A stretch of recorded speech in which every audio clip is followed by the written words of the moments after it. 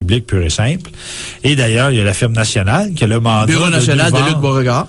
Qui a le mandat de nous vendre l'exploitation des hydrocarbures. Mandaté et il travaille avec l'Association pétrolière et gazière du Québec. Exactement. Et il y a des gens d'ailleurs de National qui sont sur le dossier. Et on parle de qui, du Bureau national? On parle entre autres choses de Lisa Lavoie, qui est avec National depuis le 23 août dernier.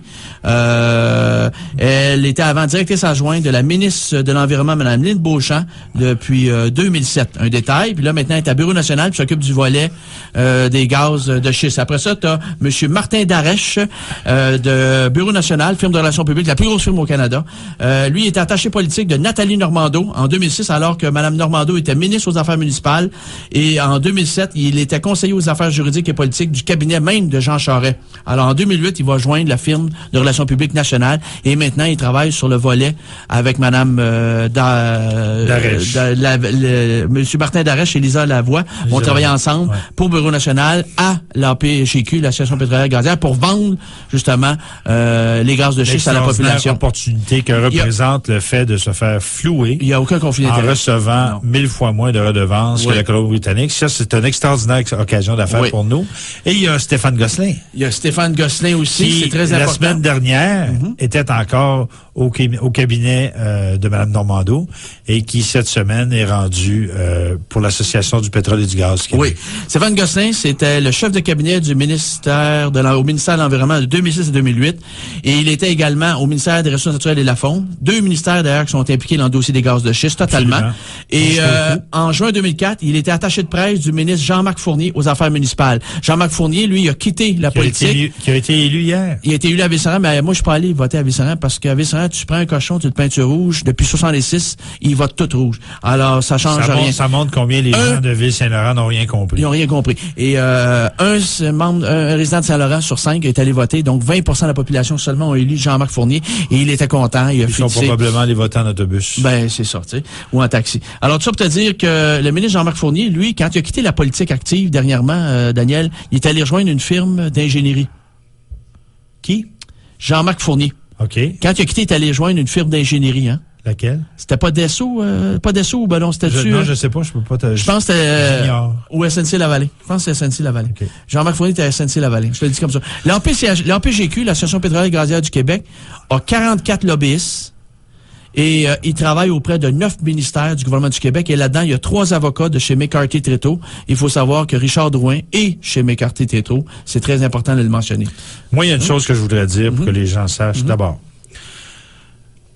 pendant qu'on parlait des dates de mars 2009, juin 2009, etc., au moment où, c'est-à-dire, on est en train de démanteler Hydro-Québec, Gaz et Pétrole, et de créer l'Association du pétrole et du gaz du Québec, au même moment, il y avait le Conseil général du Parti libéral du Québec, dont le thème était l'énergie, qui avait lieu à Laval. Et c'est dans un grand discours dithyrambique où on a qualifié Jean Charest de grand bâtisseur, si tu te rappelles. Et ça, c'était 3 semaines après le lancement du livre Maître chez nous, 21e siècle, où on expliquait l'histoire de l'énergie, où on expliquait les incohérences monumentales qu'il y avait à l'heure actuelle dans le dossier de l'énergie au Québec. Et il y avait une chef de cabinet adjointe que j'avais rencontrée en janvier 2009, parce que moi, je parlais à des gens de tous les partis politiques avec Maître chez nous, 21e siècle, de l'idée de rendre le Québec indépendant des énergies fossiles. Et à ma grande satisfaction, tous les partis politiques ont adhéré dans les grandes lignes avec l'idée de mettre chez nous 21e siècle, c'est-à-dire le Parti québécois, le Québec solidaire, le Parti vert et même l'ADQ étaient attirés par ça. Et les seuls qui se sont montrés réticents, c'est-à-dire qu'ils ont dit, on trouve l'idée intéressante, mais dans ton livre, il faudrait que tu ne nous critiques pas, sans ça, on ne pourra pas t'aider.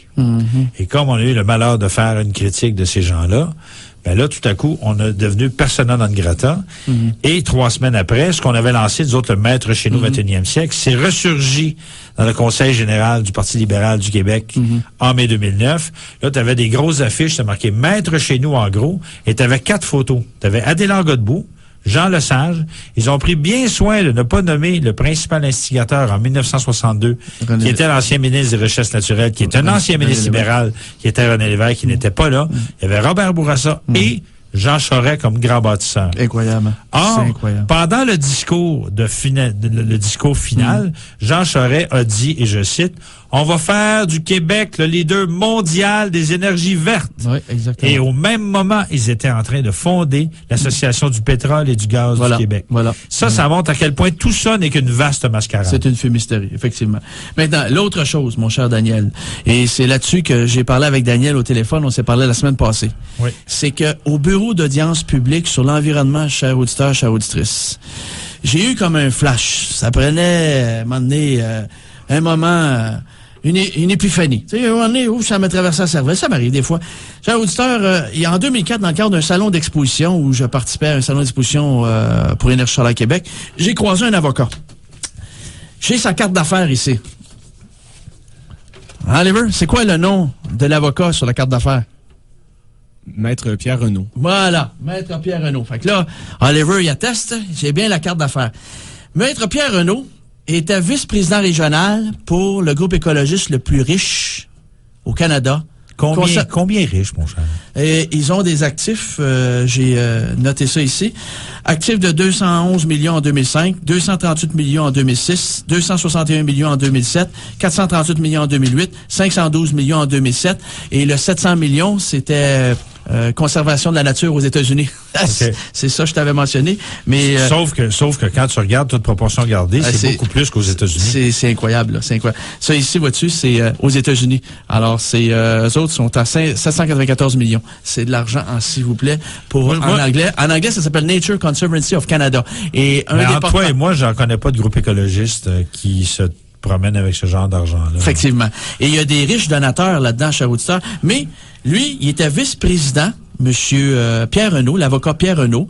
Il était vice-président. Les bureaux étaient sur Boulevard de Maison, René Lévesque, pardon, à ce moment-là, de 2001 à 2007. Et qui était le directeur, son premier directeur, sous lui, avec lui, au conseil d'administration, André Caillé, d'Hydro-Québec, qui était Hydro-Québec à ce moment-là. Et où est rendu Pierre Renaud aujourd'hui? Et là, la beauté de la chose, c'est que Pierre Renaud a été nommé en 2007 président du bureau d'audience publique sur l'environnement.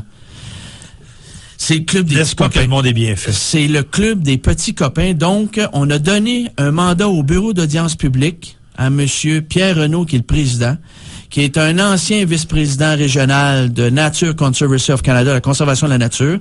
Et lui... Et les bailleurs de fonds, là, tu nous as pas parlé des bailleurs de fonds. Non, les bailleurs de fonds, écoutez, gâchés auditeurs... Bon, parce que là, pour avoir 200 millions de dollars, là, ça prend du monde qui a des poches profondes. Je fais dessus quelques... Premièrement, ils ont des partenaires médiatiques. Le Globe and Mail, Discovery Channel, Animal Planet, puis le Winnipeg Free Press et l'Empire Easy Asper au complet. Au complet. Est-ce que je donne quelques noms, chers auditeurs? Parce que là, on va y aller. Des donateurs.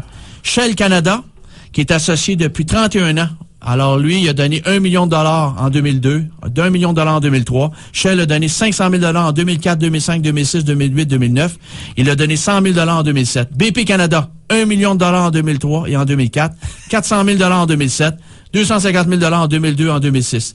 Suncor, pétrole, 1 million en 2003. 250 000 en 2002, en 2004, en 2005. Maintenant, Petro-Canada a donné 50 000 en 2002, en 2004, en 2005. Ils ont donné 40 000 en 2007. Ils ont donné 100 000 en 2003 et en 2009. TransCanada Pipeline. Eux autres, la Bécancour, la thermique, là, c'est-tu... TransCanada Énergie. Énergie, hein, TransCanada Énergie. C'est une filiale? C'est-tu... C'est possible. C'est possible, OK. TransCanada Pipeline m'a donné à Conservation de la nature 500 000 en 2003, 50 000 en 2002, 2004, 2005, 2006, 40 000 en 2007 et 4 millions de dollars en 2009. Ils sont devenus des porte-parole. Quand vous allez sur le site de Conservation de la nature, vous avez la photo du boss de TransCanada.